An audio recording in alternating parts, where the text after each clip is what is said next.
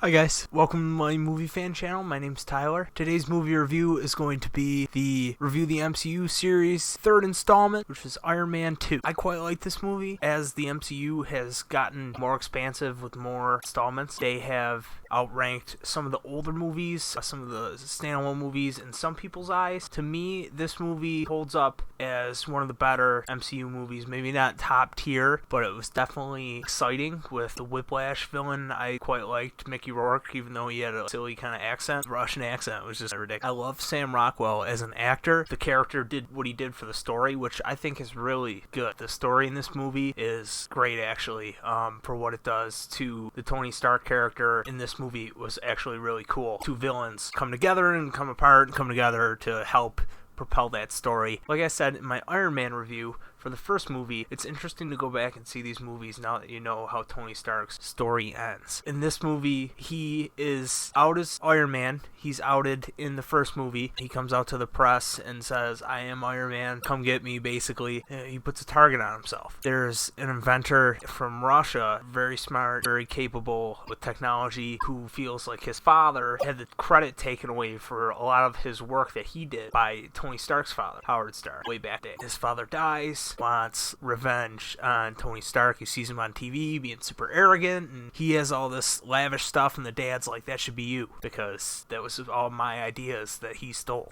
The guy comes back for vengeance. He builds this whippy suit thing. He comes and he jacks up Tony Stark, and it's weird that he's in like a race car. I mean, he's got money, and if he owns a race car, he's like, let me drive it. So he's driving around a race car, which is weird. He's on the track. The guy just, bam. Happy's like racing to bring him the little nuclear football thing with the Iron Man suit that he steps into, which we see in the MCU nowadays. In Iron Man the last days, he would just have the suit like form around him like magic. This was at least a little less realistic than having to get in the thing where he's at. Portable takes it with him.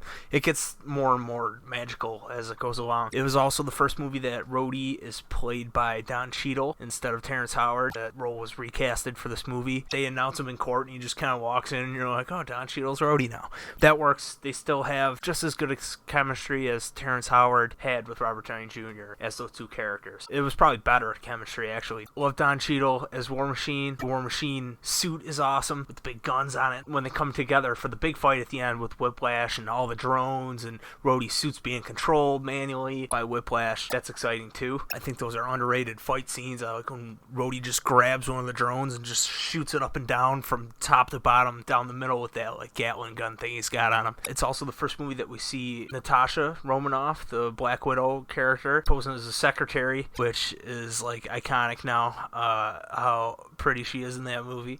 She comes in and Happy and Tony Stark alike. She comes in, she's kicking all sorts of butt, doing Hurricane Ranas like Rey Mysterio in the hallway, jacking those guys up, and seeing the contrast of Happy Hogan fighting kind of like out of shape and out of breath and getting his butt kicked by the guy. He fights one guy and she like clears out like 8 dudes in the hallway doing all flippy spy moves. She's got like a little bit of a role. She's kind of undercover in Tony's organization. Tony's passing it off at this point to Pepper. He's got a lot going on. He's taking on the hero work, so she's kind of taking on the business side, and she's struggling with that, and that's putting kind of a riff in their relationship, which is an interesting dynamic, and we know how kind of quippy he is and how strong Pepper is. She'll give it right back to him.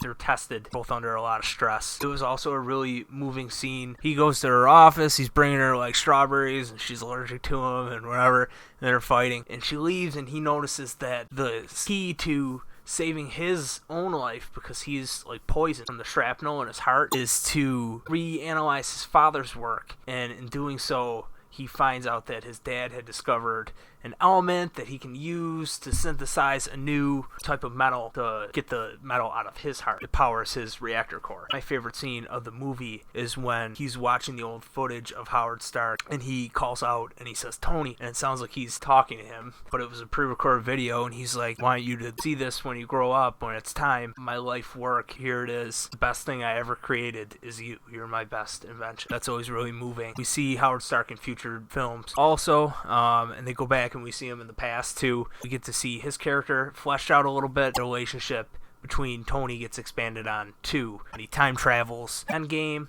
Civil War, when they do that flashback scene, but it's really with the technology where they CGI Robert Downey Jr. younger. You see his relationship with his dad. That's my favorite part of the movie. I like all the action scenes. They expand upon the Iron Man lore and technology, really cool in this one. They expand upon the relationship between Pepper and Tony Stark. It was cool to see Black Widow. Nick Fury was in this. There's a cameo by Elon Musk. There's also a cameo by Bill O'Reilly, so if you like those two nut jobs, they're in here real quick. Stan Lee's got a cameo in this movie, of course, which was funny.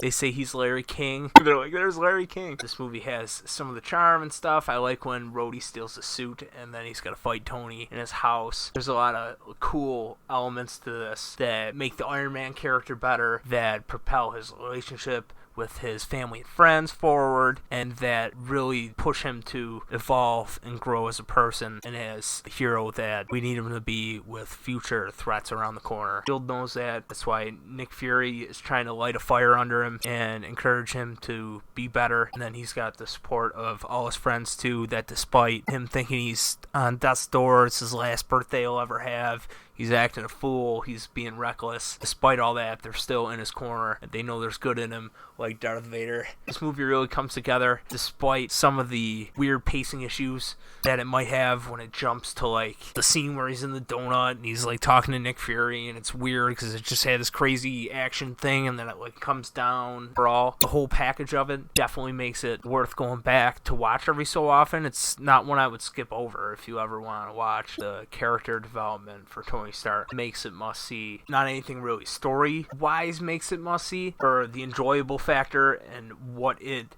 provides for future movies to prop those up and give them more emotional significance. It's definitely worth a watch. If you're having a marathon, I would not skip this movie. So that's my review for Iron Man 2, guys. Tune in next Monday for my next MCU review. And then tune in next Wednesday for my review of Ace Ventura: When Nature Calls. That's one of my favorite movies ever, so I'm excited for that one. I will announce on Wednesday the upcoming new releases for the week for Friday that I'll be reviewing. That's my review for Iron Man 2, guys. Hope you enjoyed. I'll see you in the next video.